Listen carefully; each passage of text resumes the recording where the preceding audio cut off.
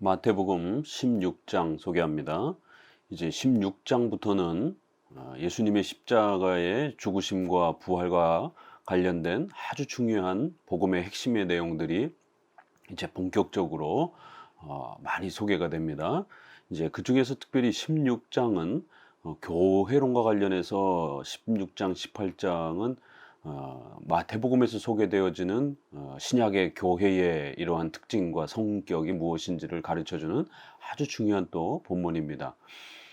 구약의 이러한 그 교회는 하나의 민족, 이스라엘 민족을 중심으로 해서 성전 제사를 중심으로 이렇게 펼쳐졌지만 이제 예수님이 오신 신약의 이러한 교회적 질서들은 이방인들이 함께 참여하면서 구약의 그러한 성전 예배가 아니라 말씀과 성찬으로 진행되어지는 이제 이러한 새로운 또 신약적 교회 질서가 소개될 것입니다.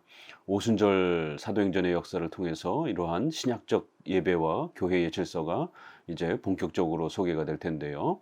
그러한 오순절 역사를 예수님께서는 내다보면서 이제 새로운 신약적 예배, 구약적 이러한 제사 예배가 중단되고 구약적 그러한 이스라엘 민족 중심의 그러한 교회 형태가 중단되고 온 세계 이방인들이 함께 참여하는 그러한 하나님의 놀라운 새로운 신약적 교회의 예배 질서들이 또 펼쳐질 것을 16장에서는 교회론을 중심으로 해서 또 아주 중요한 내용들이 소개가 됩니다. 1절 바리새인과 사두개인들이 와서 예수를 시험하여 하늘로부터 오는 표적 보이기를 청하니 예수께서 대답하여 이르시되 너희가 저녁에 하늘이 붉으면 날이 좋겠다 하고 아침에 하늘이 붉고 흐리면 오늘은 날이 굳겠다 하나니 너희가 날씨는 분별할 줄 알면서 시대의 표적은 분별할 수 없느냐. 악하고 음란한 세대가 표적을 구하나 요나의 표적밖에는 보여줄 표적이 없느니라 하시고 그들을 떠나가시니라. 16장 앞부분에서는 바리새인들과 사두개인들의 이러한 잘못된 신앙관을 바로잡아주고 또 그들의 어리석고 또 잘못된 이러한 또 성경 해석에 대한 이런 많은 신앙의 오류들을 비판하고 책망하는 이제 이러한 면들을 먼저 소개합니다. 바리새인들은 잘못된 그런 구약을 잘못 해석하고 구약의 그러한 잘못된 또 이러한 곡해된 그러한 전통들을 고수하면서 외식주의, 형식주의에 빠진 이런 오류를 범했다라면 또 사두개인들은 신앙의 본질, 부활과 이러한 신앙의 본질을 부정하고 현세적인 그러한 또 이러한 출세와 또 부귀영화를 종교의 목적으로 또 이렇게 펼쳐나가는 세속주의 이러한 현세주의 그러한 형태의 신앙의 특징을 가지고 있습니다. 오늘날도 이러한 형태의 기복주의 신앙, 또 신비주의 신앙, 또 이러한 형식주의 신앙 이런 부분들이 역시 많이 있습니다. 그럴 때에 이들이 특별히 표적을 끊임없이 요구하는 오늘날 신비주의자들, 경건주의자들, 은사주의자들이 얼마나 기독교를 이러한 기적이나 은사 체험과 또 이러한 신비한 현상을 추구하는 그러한 샤머니즘적이고 미신적인 형태로 망가뜨려 놨습니까? 그런 것처럼 바리새인과 사두개인들도 예수님께 와서 기독교의 본질을 구하고 찾는 게 아니라 그러한 신비한 기적을 더 많이 보여달라고 끊임없이 기적에 대한 그런 욕구와 욕망을 표현하는 이러한 인간의 잘못된 그 욕망으로 교회를 또 기독교를 곡해하는 이런 모습을 보게 됩니다. 악하고 음란한 세대가 표적을 구한다 이런 책망은 오늘 우리 시대에도 은사주의자들과 이런 경건주의자들이 오순절파가 신비주의를 표방하면서 기독교를 그런 신비 체험하는 그런 종교로 망가뜨리는 것에 대한 아주 엄중한 책망이 될 수 있습니다. 기독교는 그렇게 신비 체험하는 것을 추구하는 종교가 아니라 하나님의 말씀을 깨닫고 죄사함에 대한 이러한 신비로운 구원의 역사를 깨달아가는 것이 기독교의 본질이지 이러한 방언하고 신비 체험하고 은사 체험받는 이러한 형태를 추구하는 것은 아주 악하고 음란한 세대가 아주 불신앙적인 그러한 욕구로서 기적을 요구하는 그러한 방식으로 늘 시대마다 존재한다는 것을 우리는 더욱 명심하셔야 됩니다. 그들의 이러한 어리석은 기적을 추구하는 신비주의를 추구하는 이러한 신앙을 호되게 책망하면서 날씨는 분별하면서 기독교의 이러한 본질도 제대로 구별을 못하느냐라고 하면서 책망하면서 요나의 표적밖에는 보여줄 게 없다. 요나가 결국 물고기에게 잡혀서 3일 만에 살아나는 요것이 아주 중요한 요나의 사건인데 바로 그걸 가져다가 바로 예수님도 기적을 행하러 이 땅에 너희에게 기적 체험을 주려고 온 게 아니라 십자가에 죽으시고 3일 만에 부활하심으로 우리의 죄에 대한 문제를 해결해 주시기 위한 바로 이것이 진정한 기독교의 초자연적인 그런 기적이요 위대한 하나님의 역사다라고 이렇게 또 권면하는 것을 볼 수가 있습니다. 5절 제자들이 건너편으로 갈새 떡 가져가기를 잊었더니 예수께서 이르시되 삼가 바리새인과 사두개인들의 누룩을 주의하라 하시니 제자들이 서로 논의하여 이르되 우리가 떡 가져오지 아니하였도다 하거늘 예수께서 하시고 이르시되 믿음이 작은 자들아 어찌 떡이 없으므로 서로 논의하느냐 너희가 아직도 깨닫지 못하느냐 떡 5개로 5,000명을 먹이고 주운 것이 몇 바구니며 떡 7개로 4,000명을 먹이고 주운 것이 몇 광줄이었는지를 기억하지 못하느냐 어찌 내 말한 것이 떡에 관함이 아닌 줄을 깨닫지 못하느냐 오직 바리새인들과 사두개인들의 누룩을 주의하라 하시니 그제서야 제자들이 떡의 누룩이 아니요 바리새인들과 사두개인들의 교훈을 삼가라고 말씀하신 줄을 깨달으니라. 이 바리새인과 사두개인들의 잘못된 이러한 성경에 대한 해석 또 접근 기독교를 곡해하고 망가뜨린 이러한 아주 잘못된 것을 엄히 책망하면서 기독교 2000년 역사 속에 기독교의 본질을 곡해하고 신비주의와 은사체험으로 이렇게 기독교를 샤머니즘 미신화시킨 이러한 분파들이 얼마나 많습니까? 또 거꾸로 윤리와 이러한 사회정의와 인권과 정치적 그러한 복지국가를 만드는 것이 마치 기독교인 것처럼 이렇게 정치 이데올로기화해서 기독교를 윤리 종교로 망가뜨린 또 이러한 자유주의자들 또 로마 가톨릭과 같이 이렇게 온갖 형식으로 기독교를 곡해를 해서 기독교의 본질을 잃어버리고 형식주의로 그렇게 기독교를 외식주의로 망가뜨린 또 이러한 형태 이렇게 기독교 역사마다 다양한 이단들과 혼합주의자들이 교회의 이러한 정통성을 깨뜨리고 복음을 깨뜨리고 올바른 그러한 정통 기독교를 망가뜨린 이런 역사가 얼마나 많습니까? 바로 이런 부분들을 예수님도 호되게 책망하면서 바리새인들과 사두개인들이 올바른 구약의 이러한 신앙을 망가뜨리고 구약을 그런 신비 체험이나 또 외식주의로 망가뜨리고 은사 체험으로 망가뜨린 신비주의로 망가뜨린 이러한 잘못된 종교 지도자들의 이런 어리석음들을 호되게 책망하면서 이렇게 기독교의 본질을 곡해하는 이단들과 혼합주의자들의 그들의 가르침과 교리를 조심하라라고 이렇게 당부합니다. 이런 거짓된 그러한 잘못된 교리적 이해로는 구원을 받을 수 없다라는 것이 그래서 바리새인과 사두개인들의 누룩을 줄이하라 라고 이렇게 몇 번씩 당부했지만 제자들은 아직 이 깊은 의미가 무엇인지를 몰라서 음식을 준비하지 않은 걸 예수님이 책망한 것처럼 오해를 했고 그래서 예수님은 다시 한번 믿음이 작은 자들아 어찌하여 떡이 없으므로 그렇게 걱정하느냐 5병리어와 7병리어 이러한 엄청난 역사를 너희가 2번씩이나 경험해 놓고도 아직도 깨닫지 못하느냐 의식주에 대한 거를 권면한 게 아니라 바로 교리에 대한 그러한 곡해와 오류들을 거짓 종교 지도자들이 그렇게 교리를 곡해하고 성경을 곡해할 때에 바로 그들의 교리와 이러한 잘못된 교훈들을 조심하라는 것이 얼마나 중요한지를 왜 모르느냐 이러면서 우리 기독교의 이러한 교리를 곡해하는 또 이러한 혼합주의적 거짓 그러한 종교 지도자들의 이러한 도전과 또 이러한 공격들을 교회는 늘 성도들은 깨어서 막아내야 되고 또 바르게 우리의 정통 교리들을 지켜내야 할 것을 다시 한번 당부합니다. 기독교는 깨닫고 그 성경의 교리를 잘 간직하고 지켜가는 것 이게 기독교라는 것을 또 이 본문에서도 깨달아야 된다. 왜 깨닫지 못하느냐. 깨달아야 된다. 이런 표현들이 집중적으로 강조되어지면서 성경의 올바른 교리를 핵심 교리를 잘 깨닫고 그것을 잘 지켜가는 것이 얼마나 중요한 것인지 우리 기독교는 7대 교리라고 하는 것을 또 지난 2000년 동안 정통 기독교 교리로 지켜왔습니다.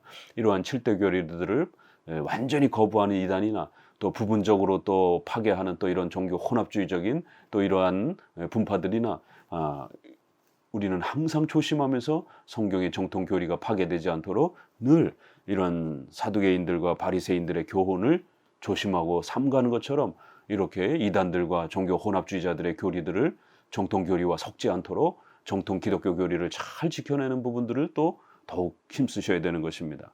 13절 예수께서 빌립보 가이사랴 지방에 이르러 제자들에게 물어 이르시되 사람들이 인자를 누구라 하느냐 이르시되 너희는 세례 요한 이르되 더러는 세례 요한 더러는 엘리야 어떤 이는 예레미야나 선지자 중에 하나라 하나이다.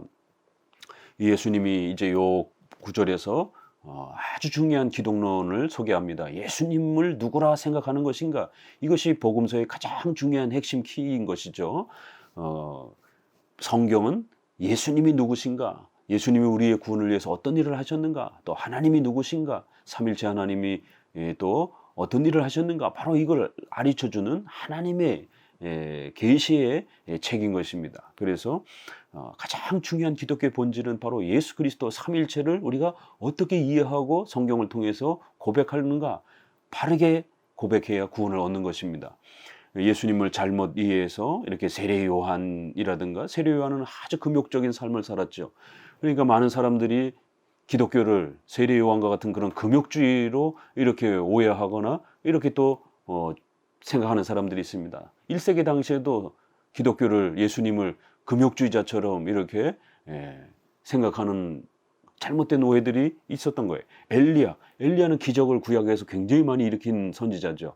그러니까 오늘날도 마치 기독교를 무슨 기적 이런 신비주의를 일으키는 신비 체험을 주는 그런 것처럼 기독교를 그렇게 망가뜨리는 또 예수님을 그렇게 복음을 그렇게 이해하는 사람들이 얼마나 많습니까?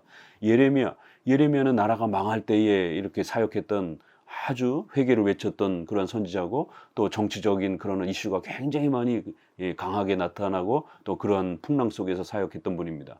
그러니까 이러한 기독교를 정치적인 것으로 잘못 곡해하는 또 이러한 여러 오해들이 예수님을 이렇게 세례 요한이나 엘리야나 예레미야처럼 그렇게 잘못 이해하고 있는 것이 구약의 이러한 또 사역자들이 가르쳤던 예수님을 올바르게 이렇게 그들이 예언했던 것을 받는 게 아니라 그들이 특정하게 사역했던 그러한 어떤 부분적인 것만 바라보면서 예수님은 기적을 일으키는 분인가? 정치적인 어떤 그런 이슈를 일으키는 분인가? 아니면 금욕주의적인 어떤 모범을 보이는 분인가? 이런 많은 기독교에 대한 예수님에 대한 오해들이 있었다라는 거예요. 그렇게 이해하면 안 된다라는 겁니다. 기독교는 그런 게 아니라는 것이에요. 15절 이르시되 너희는 나를 누구라 하느냐 시몬 베드로가 대답하여 이르되 주는 그리스도시요 살아계신 하나님의 아들이시니이다. 예수께서 대답하여 이르시되 바요나 시몬아 내가 복이 있도다. 이를 내게 알게 한 이는 혈육이 아니요 하늘에 계신 내 아버지시니라. 그러면 너희는 어떻게 나를 생각하고 나를 부를 것이냐라고 하자 베드로가 대표해서 주는 그리스도시요 살아계신 하나님의 아들입니다. 가장 중요한 마태복음 3장 17절에서 세례 장면에서도 이는 내 사랑하는 아들이요 내 기뻐하는 자다라고 선언해 주셨던 그 말씀, 이제 17장에도 보면 변화산에서 똑같은 말씀이 소개되어지는 바로 복음서에서 가르치려고 하는 것은 예수님을 신비주의자로 또 정치가로 소개하는 게 아니라 우리 죄를 위하여 십자가에 우리 죄값을 대신 받으시는 그러한 대속적 죽음과 부활의 이러한 위대한 중보 사역을 행하고 성취하시기 위하신 구원자라는 것이 바로 주는 그리스도시요 그리스도의 사역에 대해서 그리스도란 기름 부음 받으시다라고 하는 구약의 메시아에 대한 신약적 헬라어 표현입니다. 그래서 선지자직, 제사장직, 왕직 바로 우리를 위한 대속적 그러한 죽음과 또 부활의 이러한 위대한 중보 사역을 하신 분으로 이렇게 그리스도라고 표현하는 것이고 또 살아계신 하나님의 아들입니다. 이거는 그리스도의 존재, 앞부분에서는 그리스도의 사역에 대해서 소개했다면 뒷구절은 그리스도의 존재, 삼위일체 가운데 제2위격이신 영원하신 하나님의 아들이신 바로 신성과 인성을 한 인격에 가지고 계시는 그러한 주님이시다라는 겁니다.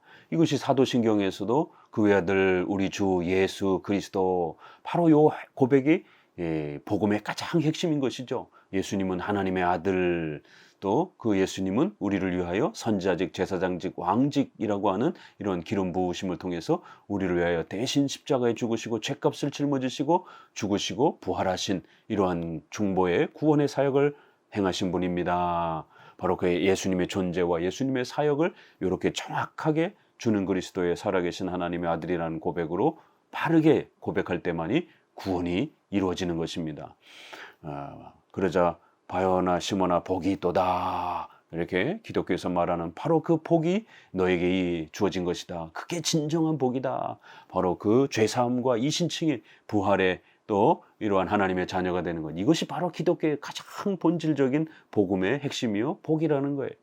결국 이러한 복음으로 초대되는 것은 사람의 힘으로 불가능하고 혈육으로도 이루어질 수 없고 인간의 힘으로 불가능하고 오직 하나님의 은혜로 하나님께서 우리를 새롭게 하시며 중생케 하시는, 거듭나게 하시는 이런 위대한 권능의 역사로만이 이러한 구원의 역사가 일어난다라고 이렇게 아주 복음의 핵심을, 마태복음의 핵심을 여기에서 담아내고 있습니다. 18절 또 내가 내게 이르노니 너는 베드로라. 내가 이 반석 위에 내 교회를 세우리니 음부의 권세가 이기지 못하리라. 내가 천국 열쇠를 내게 주리니 내가 땅에서 무엇이든지 매면 하늘에서도 매일 것이요 내가 땅에서 무엇이든지 풀면 하늘에서도 풀리리라 하시고, 이에 제자들에게 경고하사 자기가 그리스도인 것을 아무에게도 이르지 말라 하시니라. 이 마태복음에서 가장 많이 2000년 역사 속에서 논쟁이 되었던 구절입니다. 가장 중요한 신앙 고백을 하고 난 다음에 이제 예수님께서는 교회를 소개하는데 너는 베드로라 그러면서 내가 이 반석 위에 내 교회를 세운다. 그 16장 18장에서 마태복음에서 유일하게 에클레시아라고 하는 교회라는 직접적인 이러한 단어가 바로 복음서에서 여기서 소개가 됩니다. 사복음서에서 교회라고 하는 단어가 직접적으로 이렇게 소개가 되기는 마태복음에 유일합니다. 그만큼 마태복음은 교회론에 대한 아주 중요한 원리와 또 본질들을 우리에게 가르치고 있습니다. 그럴 때에 베드로가 이 반석이고 그 반석 위에 교회를 세운다고 했으니까 베드로가 교회의 주인이다. 이렇게 로마 가톨릭은 교황 수의권, 교황이 머리다.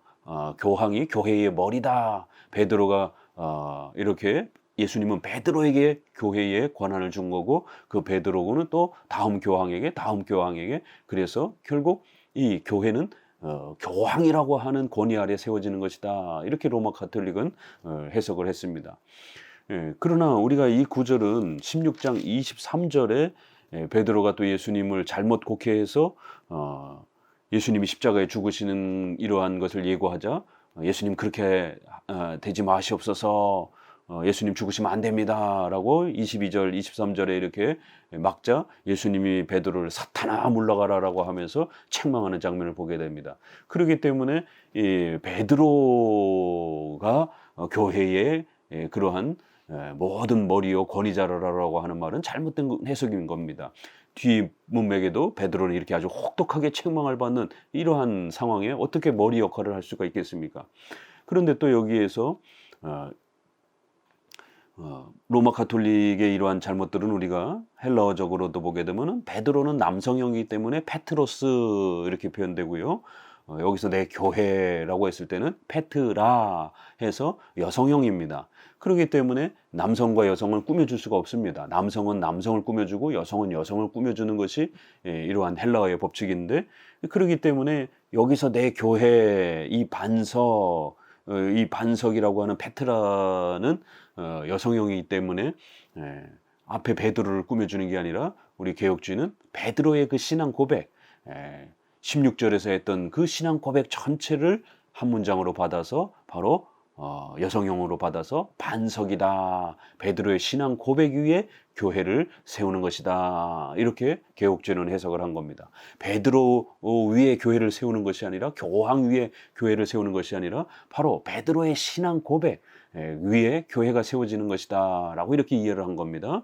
그래서 우리가 신자가 되기 위해서는 반드시 신앙 고백을 해야 됩니다. 예수님이 우리의 구주시다라는 것을 반드시 신앙 고백을 하면 바로 그러한 신자들이 모여서 교회를 이루는, 바로 신앙 고백 위에 교회가 세워지는 것이지, 교회는 정치 집단도 아니요, 교회는 무슨 동아리 모임도 아니요, 사교 모임도 아닌 것입니다. 예수님을 주라 고백하는 자들이 모여서, 그러한 자들이 함께 모여서 예배드리고 신앙 고백으로 그렇게 신자가 된 사람들이 모이는 것이 교회인 것이에요. 그래서 헬라어적으로도 맞지 않는 것입니다. 1차 논쟁은 로마 카톨릭과 우리 개혁주의 논쟁이고, 그랬을 때에 음부의 권세가 이기지 못할 것이다, 이렇게 예수님이 내 교회라고 하는 이렇게 그리스도의 소유권을 또 아주 강하게 나타내면서 이 땅의 유형교회는 바로 그리스도가 머리가 되시는 그리스도의 것이다라는 거예요. 보잘것없는 상가교회랄지라도 예수님의 것이다라는 겁니다. 내 교회라는 거예요. 결코 사탄이 공격하거나 넘어뜨릴 수 없는, 예수님이 머리가 되셔서 지키시는 거룩한 예수님의 것이다라는 것이에요. 그렇기 때문에 모든 교회들은 용기를 내고 힘을 내야 됩니다. 두 번째 논쟁은 장로파와 회중파의 논쟁이 있습니다. 여기 천국 열쇠를 내게 준다라고 했을 때에 이 천국 열쇠가 누구에게 주어졌느냐라고 했을 때에 로마 카톨릭은 교황에게 주어진다, 베드로에게 주어진다라고 했으니까 교황에게 주어진다 이렇게 해석한 거고, 회중파들은 회중들 전체에게 주어진 것이기 때문에 회중들 전체가 다수결로 교회 정치를 해야 된다라고 이렇게 해석한 것입니다. 그러나 장로교는 복음의 이러한 전파와 또 여기서는 권징의 이러한 그 치리권을 말씀하시는 것인데, 바로 그러한 권한은 교회의 대표자들인 목사와 장로들에게 주신 것입니다. 그래서 장로 정치를 주장하는 장로교는 장로들에게 이 천국 열쇠를 주신 걸로 해석을 하는데, 회중파들은 회중들 전체에게 줬기 때문에 목사와 장로가 결정하는 게 아니라 회중들이 다수결로 결정해야 된다, 이렇게 주장을 하는 겁니다. 이 천국 열쇠는 복음입니다. 그러면 그 복음을 우리가 외치면 천국 문이 열리는 거고, 복음을 외쳤을 때 사람들이 복음을 받아들이지 않으면 천국 문이 닫히는 것입니다. 이렇게 복음, 성경을 말하는 것이고, 그랬을 때 결국 그 복음을 받아들이지 않는 자들을 우리가 거부하고 복음을 받아들이는 자들을 수용하면서 세례를 주고, 또 신자들이 뭔가를 잘못했을 때, 또 성경의 말씀에 어긋냈을 때 성경으로 책망하고 훈계하는, 바로 천국 열쇠가 되는, 천국의 문을 열고 닫는 바로 그 복음, 성경, 바로 그 성경을 주시고, 그 성경을 가지고 신자로서 우리가 세례도 주고 또 출교도 하고 신자가 아닌 것처럼 내어쫓기도 하는, 바로 이러한 성경을 가지고 치리를 행하는 이러한 치리권을 누구에게 줬느냐라고 했을 때 교황에게 준 것도 아니고 회중들 전체에 준 것도 아니고 바로 장로와 목사에게 주셨다라고 하는, 당회에 주셨다라고 하는, 교회의 대표자들에게 주셨다라고 하는 장로 정치로서 우리 장로교는 해석하는 것입니다. 왜냐하면 디도서 1장 5절에도 내가 너를 그레데에 떨어뜨리던 이유는 각성의 장로들을 세우려 함이라. 디모데전서에도 보게 되면은 장로회에서 너가 안수받았다. 성도들이 안수를 준 게 아닙니다. 성도들이 교회 정치를 결정한 게 아닙니다. 사도행전 15장에도 보게 되니까 사도와 장로들이 모여서 바로 그 할례 문제를 어떻게 할지를 의논하고 결의하는 이러한 장면들을 보게 됩니다. 성도들이 전체가 다수결로 결정한 게 아니었습니다. 그렇기 때문에 예수님이 여기서 말씀하시는 것도 역시 장로들에게 그렇게 권한을 주시고, 그 장로들이 치리하고 다스리는 그러한 방식으로 교회 행정과 정치를 세워가는 그러한 교회를 말씀하신 것으로 보는 겁니다. 그래야 그 치리권을 가지고 있는 장로회가 내가 땅에서 무엇이든지 매면 하늘에서도 매일 것이요 내가 땅에서 무엇이든지 풀면 하늘에서도 풀리리라. 보통은 하나님이 결정하시고 우리가 순종을 해야 되는데, 이러한 교회적 이러한 정치와 질서들은 성경을 가지고 교회가 이렇게 교회 대표자들이 죄인을 판정하고 또 세례받을 신자를 또 판별하고, 그렇게 되면 하늘에서도 그를 신자로 인정해주고, 또 징계를 하게 되면 하나님도 그를 징계하는 것처럼, 이렇게 이 땅의 유형교회가 뭔가를 결정하면, 교회 회의를 통해서 뭔가를 결정하면 하나님도 그렇게 하나님의 뜻으로서 여겨주겠다라는 겁니다. 이건 교회 정치에 대한 아주 놀라운 그러한 신적 권한입니다. 그래서 웨스트민스터 총회에서는 이거를 유스 디비눔, 그래서 라이트 오브 디바인, 신적인 그런 권한, 권리, 신적인 법, 이렇게 표현하기도 했습니다.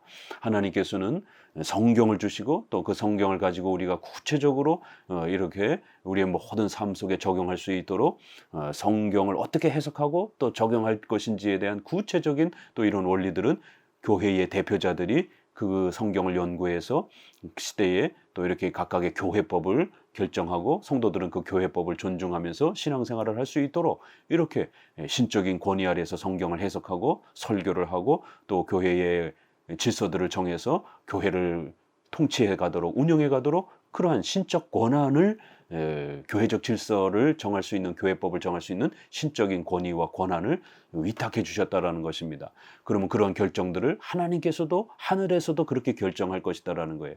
땅에서 누구를 징계하면 하나님도 징계하고 땅에서 누구를 용서하면 하나님도 그렇게 용서해 주시는 교회의 정치가 결정하는 것을 성경이 위배되지 않는다라면 하나님도 그것을 하나님의 뜻으로 그렇게 받아들여주고 존중해 주겠다라는 겁니다. 그래서 우리 교회의 7위권은 굉장히 장로교에서 중요한 거고, 이 7위권을 위탁받은 것을 우리가 신적인 권한을 위탁받은 것으로 그렇게 받아들였고, 그래서 교회 회의, 당회, 노회, 총회 회의는 사람들이 모여서 행한다 할지라도 그렇게 하나님, 사도행전 15장에 있는 것처럼 성령과 우리가 결정했다 이렇게 표현하는 것처럼 하나님께서 함께해 주셔서 성도들의 건덕을 위하여 신앙의 성장을 위하여 그렇게 모든 교회 질서를 행하도록 그렇게 주신 권한이라고 그렇게 고백한 겁니다. 그런데 회중파는 이제 이러한 권한은 무조건 그냥 교권으로 해석하면서 로마 가톨릭과 성공회와 같은 교권이다라고 이렇게 비난하면서 이러한 성경적 권위 자체도 부정하면서 모든 회정이 똑같이 결정해야 된다라고 하는 회중파 정치를 펼친 겁니다. 만인제사장을 너무 지나치게 교회론까지 적용해서 만인제사장은 구원론에 적용이 되는 겁니다. 누구든지 다 차별 없이 예수님을 영접하면 구원받는 겁니다. 그러나 교회 질서에서는 치리하는 자와 그 치리에 복종하는 이러한 질서가 교회론에는 있는 것입니다. 계급적 질서는 아닐지라도 질서적 차원에서의 이러한 권위가 분명히 있는 것입니다. 그래서 회중파 정치를 펼친 사람들은 종교개혁 시대에 제세례파가 만인제사장을 교회론에 적용하면서 왕도 필요 없고 목사도 필요 없고 교회도 필요가 없다 이러면서 개인이 이런 은사체험을 통해서 능력받으면 된다. 이게 제세례파의 주장이었고 이것이 16세기의 주장이 1700년으로 넘어가면서 존 오웬, 토마스 굿인, 뉴잉글랜드의 존 커튼 이런 회중파 사보이 선언을 하면서 캠브리지 선언을 하면서 웨스트민스터의 교회론을 거부하고 이런 모든 권위를 부정해버리고 다 교권이라고 부정하면서 어떤 권위도 인정할 수 없다. 모든 것이 개교회가 자유다. 개인이 자유다라고 이렇게 극단적 자유론을 펼친 것이 바로 회중파입니다. 그러한 내용들이 결국 1800년, 1900년으로 넘어가면서 또 지금까지 회중파 정치로 영향을 끼치고 있는 것입니다. 그러나 이러한 교회적 징계와 훈계와 또 용서와 이러한 부분들은 바로 교회 장로들에게, 목사와 장로들에게 주신 그러한 장로 정치적 그러한 위탁된 권위라는 것을 꼭 기억하셔야 됩니다. 그리고 이러한 귀한 말씀들을, 복음의 본질들을 자기가 그리스도인 것을 아무에게도 이르지 말라 이렇게 해서 아직은 예수님의 때가 나타나지 않았기 때문에 자칫 예수님의 이러한 사역들을 정치적으로 곡해하고 오해할까 봐 철저히 숨기시는 이러한 모습을 보게 됩니다. 앞부분에서 오병리와 같은 그런 큰 사건들도 숨기십니다. 왜냐하면 사람들이 신비주의 은사체험에만 빠지는 것처럼 또 이런 정치적인 그러한 또 방식으로 기독교를 오해할까 봐 오히려 예수님은 숨기라라고 이렇게 엄히 꾸짖는 것을 보게 됩니다. 21절 이때로부터 예수 그리스도께서 자기가 예루살렘에 올라가 장로들과 대제사장들과 서기관들에게 많은 고난을 받고 죽임을 당하고 제3일에 살아나야 할 것을 제자들에게 비로소 나타내시니 베드로가 예수를 붙들고 항변하여 이르되 주여 그리마옵소서 이 일이 결코 죽게 미치지 아니하리이다. 예수께서 돌이키시며 베드로에게 이르시되 사탄아 내 뒤로 물러가라 너는 나를 넘어지게 하는 자로다. 내가 하나님의 일을 생각하지 아니하고 도리어 사람의 일을 생각하는도다 하시고 이에 예수께서 제자들에게 이르시되 누구든지 나를 따라오려거든 자기를 부인하고 자기 십자가를 지고 나를 따를 것이니라. 누구든지 제 목숨을 구원하고자 하면 잃을 것이요 누구든지 나를 위하여 제 목숨을 잃으면 찾으리라. 사람이 만일 온 천하를 얻고도 제 목숨을 잃으면 무엇이 유익하리요? 사람이 무엇을 주고 제 목숨과 바꾸겠느냐? 인자가 아버지의 영광으로 그 천사들과 함께 오리니 그때 각 사람이 행한 대로 갚으리라. 진실로 너에게 이르노니 여기 서 있는 사람 중에 죽기 전에 인자가 그 왕권을 가지고 오는 것을 볼 자도 있느니라. 이제 가장 중요한 21절에 첫 번째로 예수님의 십자가의 죽으심과 부활에 대한 아주 가장 소중한 복음의 핵심이 첫 번째 이제 예언이 되어집니다. 예수님이 직접적으로 자신의 죽음과 부활에 대한 부분을 예언한 것이 바로 여기서 처음으로 나오는데요. 3번에 걸쳐서 복음의 본질과 핵심을 이렇게 예언해 주십니다. 자기가 예루살렘에 올라가 장로들과 대제사장들에게 많은 고난을 받고 죽임을 당하고 제3일에 살아난다. 이 바로 사도신경에 있는 핵심 그 복음의 고백이고 기독교의 본질입니다. 그런데 놀라운 것은 종교 지도자들에 의해서 죽는다라는 것이에요.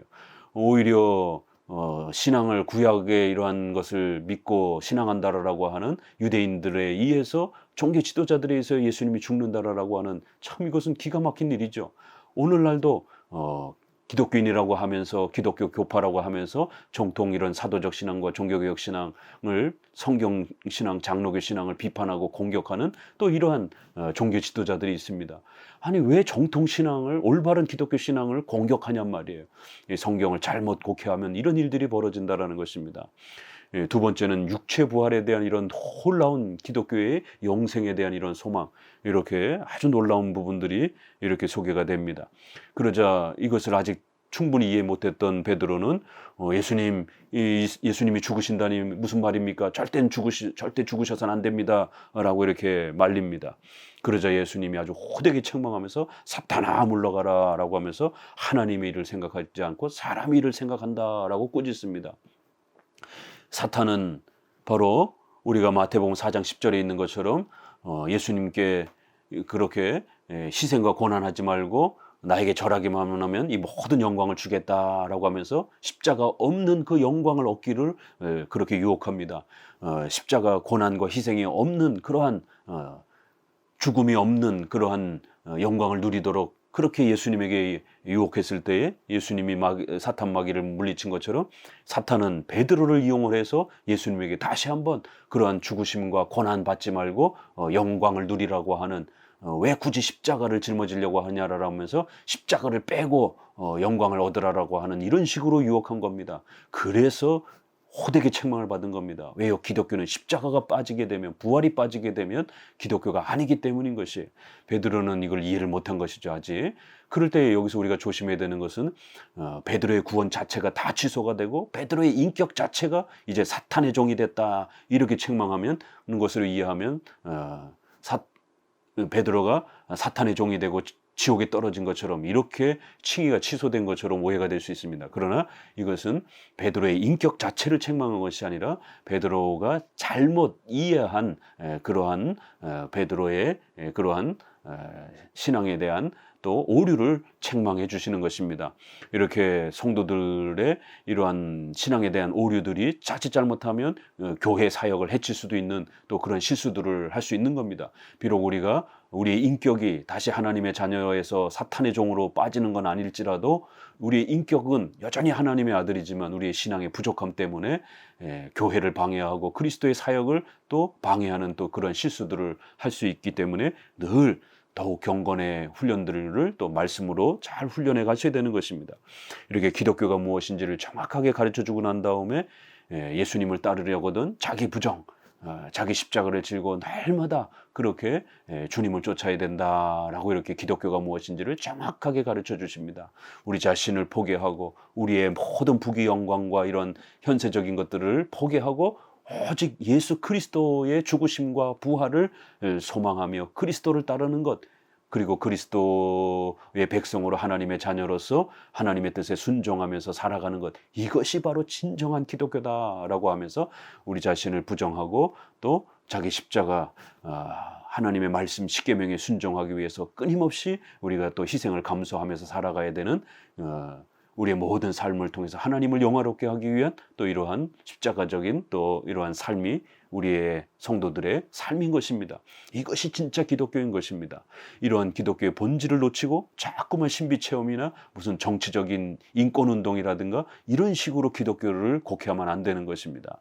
누구든지 자신의 부귀영화를 위해서 그렇게 기독교를 이용하게 되면 전부 다 잃을 거라는 거예요. 그러나 누구든지 주님을 위하여 이렇게 삶을 내려놓고 자신의 전 삶을 포기하고 오직 예수 그리스도를 붙들면 그 사람은 구원을 얻을 것이다라는 것입니다. 결국 각 사람이 행한 대로 받을 것이다. 심판의 때에 예수 그리스도만을 선택한 사람은 구원을 얻을 것이고 예수 그리스도를 선택하는 듯 하면서 자신의 부귀영화를 그렇게 위해서 그리스도를 악용하고 남용하고 기독교를 그렇게 곡해하는 이러한 자들은 하나님 앞에 엄중하게 책망을 받을 것이다라는 거예요. 그리고 이제 마지막 구절은 조금 어려운 난해 구절인데요.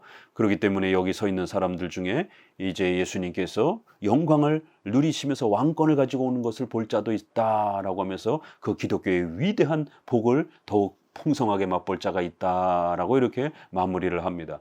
그러면 이때가 언제냐라고 했을 때에 첫 번째는 다음 17장에서 나오는 변화산 사건의 그 부활을 예고해주는 아주 독특한 그 경험을 또 사도들이 살아있는 동안에 마치 어떤 이런 놀라운 그리스도의 오심을 경험한다라고 했기 때문에 변화산 사건이지 않겠느냐. 두 번째는 조금 더 멀리 오순절 사건에 예수님이 승천하시고 난 다음에 성령께서 다시 오셔서 어마어마한 신약적 교회가 탄생하는 바로 그러한 오순절 때로 해석하기도 하고 마지막은 재림 때 또 이렇게 해석하기도 합니다. 그러나 재림 때는 사도들이 살아있지 않기 때문에 요건 조금 어려운 해석이죠. 그러나 이제 사도들뿐만 아니라 영적으로 성도들이 이러한 그리스도의 영광스러운 재림을 맛볼 것이다. 뭐 이렇게도 이제 해석하지만 주류 해석은 오순절 사건으로 많이 해석합니다. 그래서 그리스도께서 신약의 교회를 다시 새롭게 탄생케 하면서 위대한 그리스도의 머리가 되셔서 자신의 교회를 통치하시면서 그리스도의 교회를 다스려 가시는 신약적 교회의 그 영광스러움들을 사도들이 살아있는 동안 보았기 때문에 실제로 성취가 되는 것입니다. 이렇게 16장에는 예수 그리스도께서 누구신지, 그리스도께서 우리를 위하여 십자가에 죽으시고 부활하는 이 복음의 핵심이 무엇인지, 또 그러한 복음을 받아들인 신자들이 교회로서 모여서 반드시 하나님을 예배하고 또 교회로서 살아가야 된다라고 하는 하나님의 나라는 이 땅의 유형교회로 또 그렇게 세워져 가야 한다라고 하는 아주 중요한 원리들을 또 이렇게 소개하고 있습니다. 감사합니다.